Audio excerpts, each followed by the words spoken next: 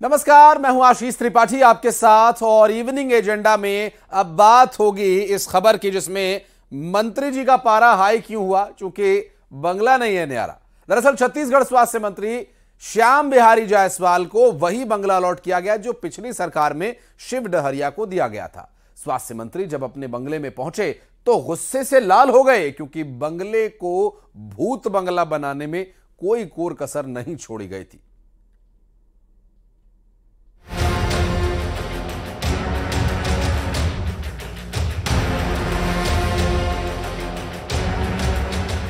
बंगला बेहाल, मंत्री जी गुस्से में लाल, और हो भी क्यों ना। मंत्री जी आए थे आशियाना बसाने, लेकिन उन्हें बैरंग लौटना पड़ा। तस्वीरें बता रही हैं कि जो यहाँ थे वो उजाड़ गया आशियाना। न टीवी रहा, न लाइट का खंबा, न टेलीफोन का तार, न एसी, और तो और किचन का स्लैब भी गायब था।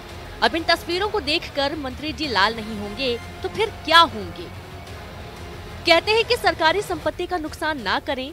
ये संदेश आपने कई जगहों पर पढ़ा होगा, लेकिन रायपुर में सरकारी संपत्ति का नुकसान हुआ। नुकसान करने का आरोप भी माननीय पर है और नुकसान का खामियाजा भुगतने वाले भी माननीय ही हैं। दरअसल छत्तीसगढ़ के मंत्री जी बड़ी उम्मीदों के साथ बंगला देखने पहुंचे थे, लेकिन वहां जाकर उन्होंने बंगले का जो हाल देखा उससे हैरान रह गए। दरअसल प्रदेश में सरकार बदलने के बाद मंत्रियों को बंगले अलॉट हुए हैं। इन्हीं में से एक बंगला स्वास्थ्य मंत्री श्याम बिहारी जायसवाल को भी अलॉट हुआ है। मंत्री जी बड़ी उम्मीदों के साथ बंगला देखने पहुंचे थे, लेकिन वहां जाकर उन्होंने बंगले का जो हाल देखा उससे हैरान रह गए। बंगले से एसी, टीवी, नल की टोटी तक गायब थी। उन्होंने कहा कि दीवारों को खोद दिया गया है और टाइल्स, केबल तक उखाड़ दिए गए हैं। उनकी माने तो बंगले में इतनी तोड़फोड़ की गई है कि उसे ठीक करने में 1 महीने तक का समय लग जाएगा।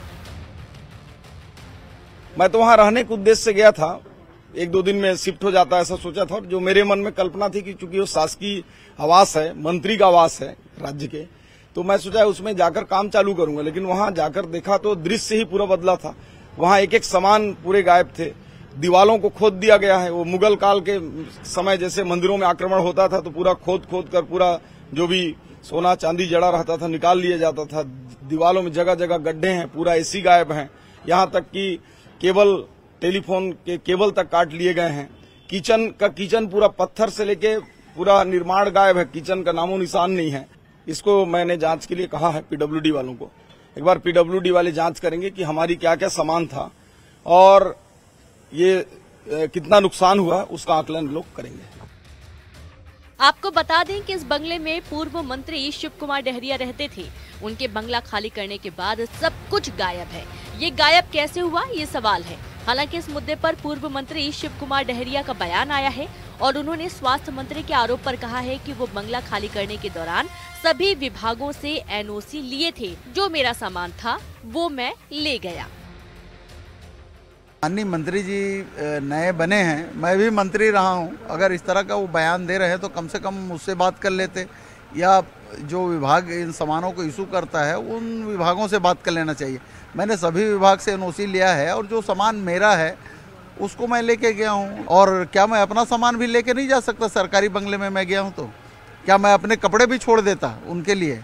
अगर उनकी इस तरह से मंशा है तो गलत है और उनको कम से कम मुझसे बात करके इस तरह का बयान देना चाहिए था। और अनुसूचित जाति के लोगों के प्रति भारतीय जनता पार्टी की हमेशा इस तरह की मानसिकता रहती है, इसलिए इस तरह का बयान वो दिए हैं, ऐसा मुझको लगता है।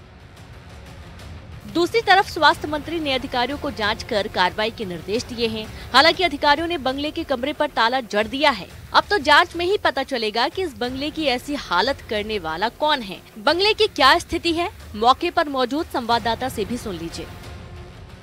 यहाँ पर किसी तरीके से अंदर की वो तस्वीर नजर नहीं आ रही है, लेकिन जिस तरीके से श्याम बिहारी जायसवाल ने सवाल उठाए हैं पूर्व मंत्री के बंगले को लेकर कि तोड़फोड़ हुई है और जो सामान उखाड़ कर ले गए उसकी जांच की भी उन्होंने बात की है। कैमरामैन मनीष गीते के साथ आकाश शुक्ला, न्यूज 18 रायपुर।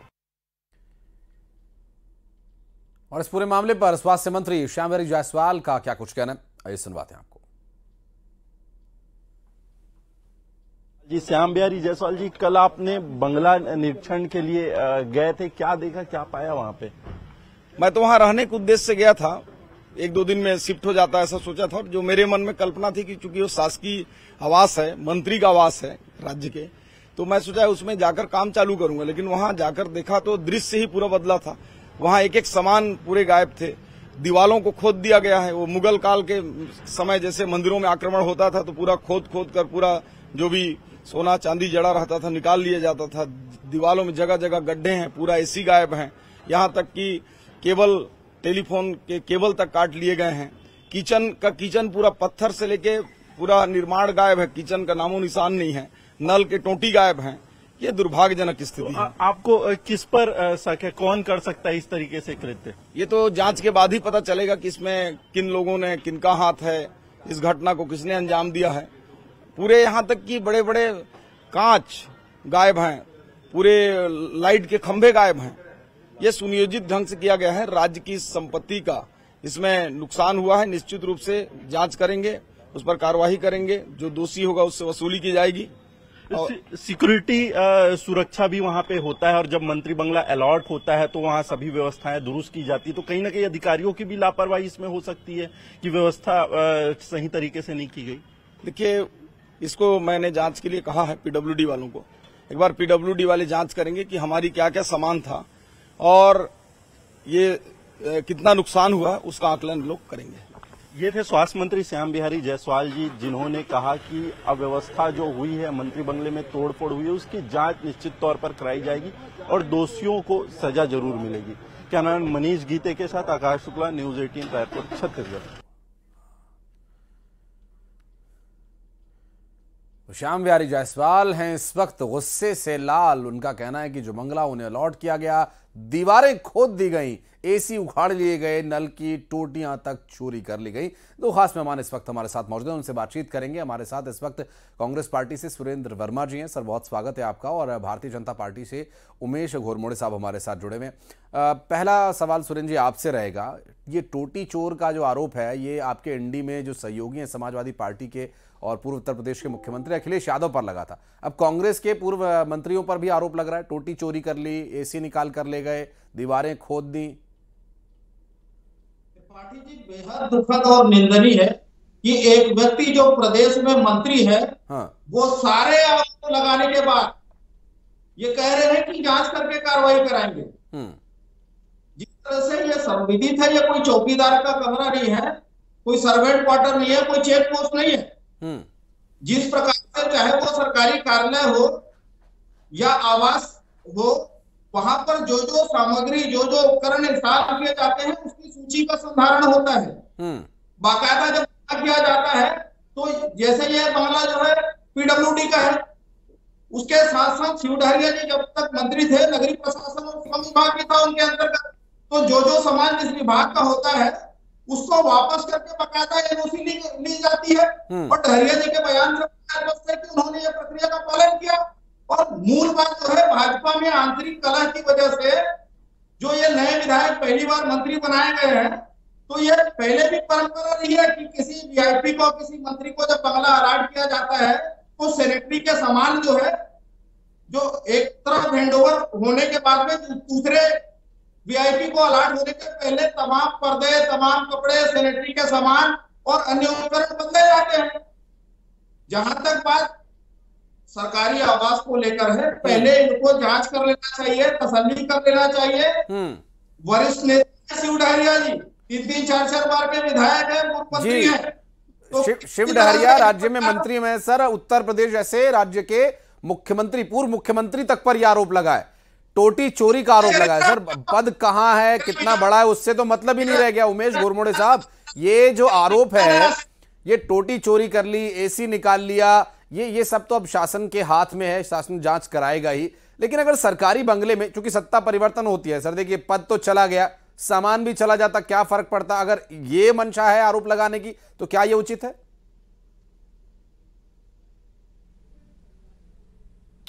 उमेश जी, आवाज देखिए, ये बड़ा गंभीर विषय है। जी, मिल रही है आपकी आवाज। ये बड़ा गंभीर विषय है क्योंकि यहाँ पर शासकीय संपत्ति का मामला है। छत्तीसगढ़ राज्य की संपत्ति का मामला है। यहाँ पर यह विषय नहीं है कि बंगला किसका था। ये जो बंगला है, जो संपत्ति है, वो शासकीय संपत्ति है, मंत्री के बंगले के अंदर का मामला है। और अगर उस पर जांच को लेकर के बात कही जा रही है तो निश्चित तौर पर उसमें जांच होनी चाहिए और किसी पर आरोप नहीं लगाया गया है। अभी मैं स्वास्थ्य मंत्री जी का भी बयान सुन रहा था, आरोप किसी व्यक्ति विशेष के ऊपर नहीं लगाया गया है। शासकीय संपत्ति गायब होने का मामला है तो उसकी जांच की बात कही गई है। लेकिन जिस प्रकार से ठीक है, राजनीति अच्छी चीज है, लेकिन जब टीवी डिबेट्स में बात हो रही है तो सीधी बात होनी चाहिए। अब उसमें और कोई तो रहता नहीं था, शिव डहरिया ही रहते थे और जाहिर सी बात है जो व्यक्ति उसमें रहेगा तो आरोप उसी पर जाएगा। और तो तीसरा तो कोई व्यक्ति ऐसे सरकारी बंगले में आकर सामान निकालेगा नहीं। देखिए, वही तो जांच का विषय है ना। हाँ। कि भैया जांच और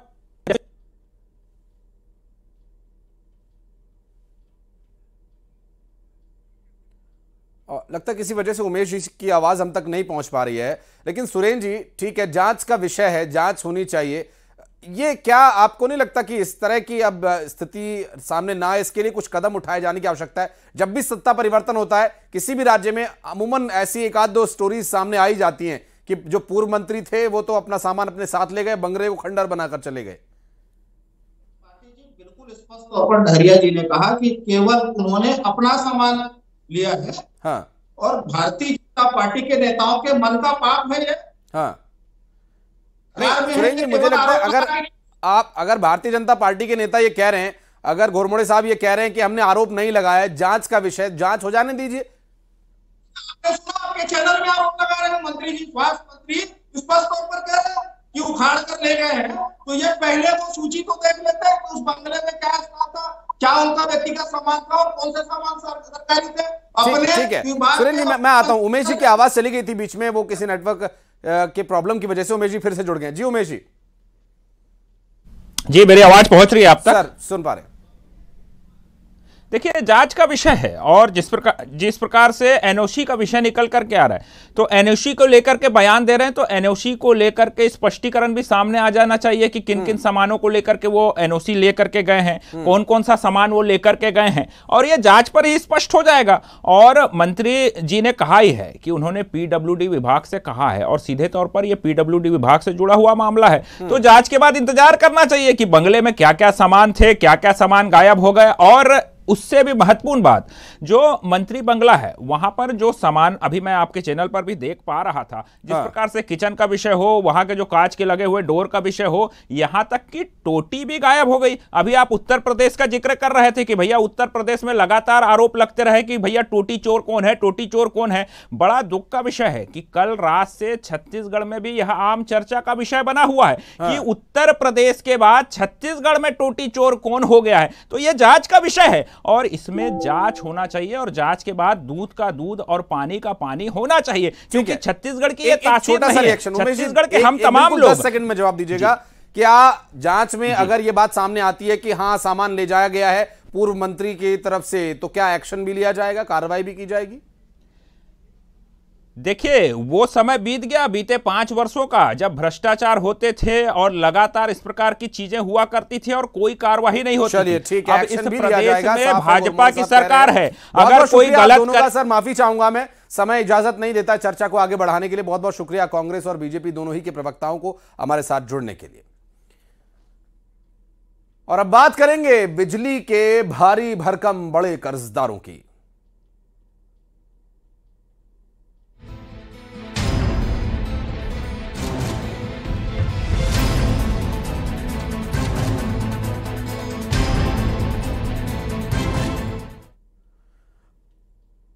राजनांदगांव जिले की शासकीय विभागों में बिजली बिल का करोड़ रुपया बकाया है। नोटिस का भी इन शासकीय विभागों पर कोई असर दिखाई नहीं दे रहा। सबसे अधिक नगर निगम राजनांदगांव का बिजली का बिल बकाया है, जो 7 करोड़ रुपए से अधिक है।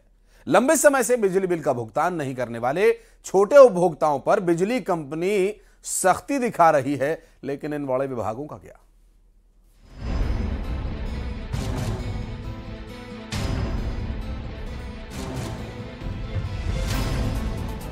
बिजली हर किसी के लिए जरूरी है।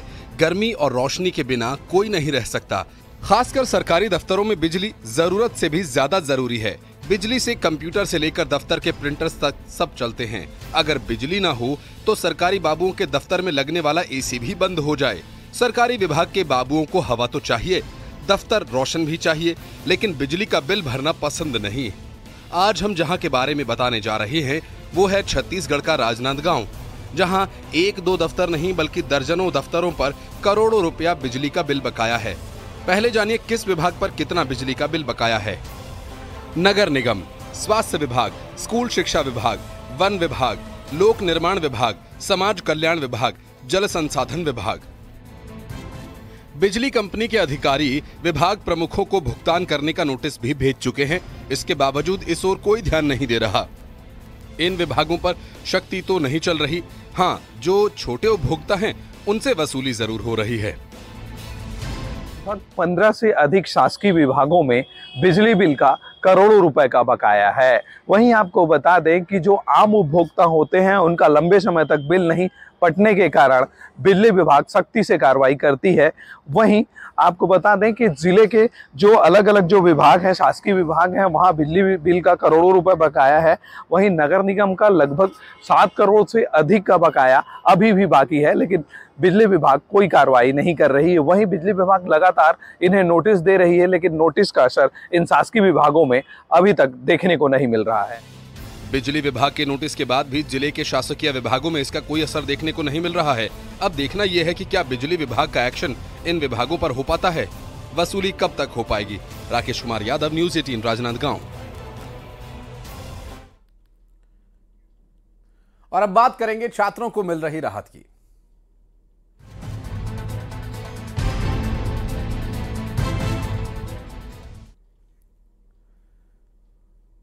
शिक्षा मंत्री बृजमोहन अग्रवाल का बड़ा बयान सामने आया। उन्होंने कहा कि छत्तीसगढ़ में अब कम से कम 3 साल तक पाठ्यक्रम बदला नहीं जाएगा।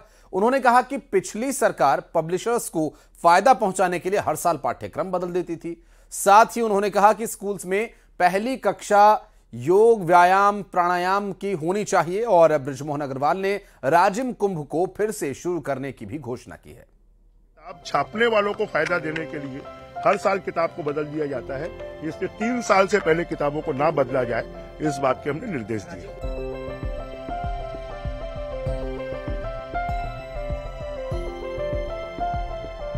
तो ये खुशखबरी है छात्रों के लिए, अभिभावकों के लिए, उन सब के लिए जो हर साल सिलेबस बदले जाने पर परेशान होते थे। हर साल किताब बदलने की जंजाल से अब मुक्ति मिलेगी। दरअसल छत्तीसगढ़ में हर साल सिलेबस बदल दिया जाता था, जिसकी वजह से छात्र से लेकर अभिभावक तक परेशान रहते थे, लेकिन अब इससे छुटकारा मिलने वाला है। मंत्री बृजमोहन अग्रवाल ने ऐलान कर दिया है कि अब 3 साल से पहले किताबों को ना बदला जाए, इसके निर्देश दिए गए हैं। हर साल किताबें बदलते हैं, जो गरीब बच्चे हैं वो अपने बड़े भाई की, अपने दोस्त की, आजू बाजू से किताबें लेकर पढ़ लेते थे, परंतु किताब छापने वालों को फायदा देने के लिए हर साल किताब को बदल दिया जाता है, इसलिए 3 साल से पहले किताबों को ना बदला जाए, इस बात के हमने निर्देश दिए। इतना ही नहीं, उन्होंने कहा कि बच्चों का जो पहला पीरियड होगा वो योग का हो, प्राणायाम और नैतिक शिक्षा पर हो। ये स्कूल शिक्षा विभाग है और स्कूल शिक्षा विभाग में ये बच्चों के भविष्य को बनाने का विभाग है और इसलिए हमने निर्देश दिए हैं कि बच्चों का जो पहला पीरियड हो वो योग, प्राणायाम, नैतिक शिक्षा के ऊपर में हो। अब गरीब के बच्चे भी आसानी से पढ़ पाएंगे। अब हर साल किताब बदलने से छुटकारा मिलेगा। जो गरीब बच्चे हैं वे आजू बाजू से किताबें लेकर पढ़ सकेंगे। साथ ही किताब छापने वालों के फायदे के लिए जो किताब बदल दी जाती थी और उससे जो परेशानियां बढ़ती थी, उससे छुटकारा मिलेगा। Bureau report, news 18।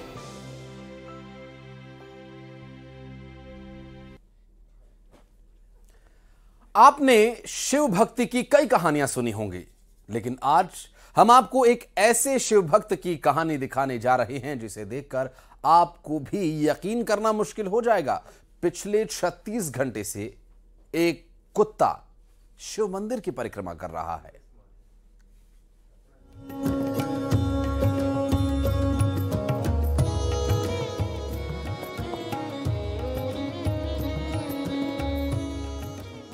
हम आपको दिखाने जा रहे हैं एक बेहद हैरान करने वाली तस्वीर। एक ऐसी तस्वीर जिसे देखकर आप हैरानी में पड़ जाएंगे। एक कुत्ता 36 घंटे से लगातार शिव मंदिर के चक्कर लगा रहा है। देखिए इन तस्वीरों को। जो भी इन्हें देख रहा है वो इसे भगवान का चमत्कार मान रहा है। भगवान भोलेनाथ की परिक्रमा कर रहे कुत्ते की ये तस्वीर गया जिले से सामने आई है। इस मंदिर में इस कुत्ते को भैरव बाबा का रूप माना जा रहा है और कहा जा रहा है कि लगभग 36 घंटे से वो लगातार भगवान भोलेनाथ के मंदिर की परिक्रमा कर रहे हैं। मां मंगला गौरी मंदिर के ठीक सामने भगवान भोलेनाथ की ये अनोखी भक्ति देखने को मिली है। तस्वीरों में देख सकते हैं कि काले रंग का कुत्ता चारों ओर मंदिर की परिक्रमा करता है। थक जाने पर करीब 10 मिनट आराम करता है और फिर से मंदिर का चक्कर लगाने लगता है। कुत्ते की अनोखी भक्ति देखकर हर कोई हैरान है। हर किसी के मन में ये सवाल है कि ये कुत्ता मंदिर की परिक्रमा क्यों कर रहा है। उनकी जन्मों की तपस्या है कि वर्तमान स्थिति है या फिर जो कह लें, अनुमान ही लगाया जा सकता है। और बाकी आप लोग सोशल मीडिया के माध्यम से आप लोग दिखा ही रहे हैं लगातार। पुजारी बताते हैं कि शिव मंदिर में भैरव बाबा की मूर्ति भी है। कुत्ता जिस तरह परिक्रमा कर रहा है उसे देख लोग आश्चर्य में पड़ जाते हैं। लोगों का कहना है कि ऐसी अनोखी आस्था कम ही देखने को मिलती है। जिस तरह से इंसान अपनी पूरी भक्ति से मंदिर की परिक्रमा करता है, ठीक उसी प्रकार ये काले रंग का कुत्ता भी परिक्रमा कर रहा है। मंदिर के पुजारी का कहना है कि मनुष्य हो या पशु पक्षी, जन्म जन्मांतर पूर्व जन्म को कोई झुठला नहीं सकता। कहीं न कहीं इस तरह का ऐसा कोई कनेक्शन इस कुत्ते के साथ भी है और यही वजह है कि अचानक से ये पिछले 2 दिनों से लगातार भगवान भोले शंकर के मंदिर की परिक्रमा कर रहा है। इस कुत्ते को देखने के लिए गया शहर से सैकड़ों लोग मां मंगला गौरी पहुंच रहे हैं। इस कुत्ते की साधना को देखकर हर कोई आश्चर्यचकित हो गया है। शुरुआत में लोग इसे नजरअंदाज करते थे, लेकिन जब ये कुत्ता लगातार मंदिर का चक्कर लगाता रहा तो सभी आश्चर्यचकित हो गए। इन्होंने बताया कि मां मंगला गौरी शक्ति पीठ है। यहाँ मां मंगला गौरी भैरव बाबा के साथ विराजमान है। भैरव बाबा की सवारी काला स्वान होता है। इसे देखकर लोगों की भगवान के प्रति आस्था बढ़ रही है। लोग मंदिर में आकर इन्हें भी प्रणाम कर रहे हैं और पूरे इलाके में ये घटना चर्चा का मुद्दा बनी हुई है। Bureau report, news 18। हरि अनंत हरि कथा अनंता, ये भी एक उसी में से कथा मान सकते हैं। एक छोटे से ब्रेक के लिए आप खबरों का सिलसिला जारी है।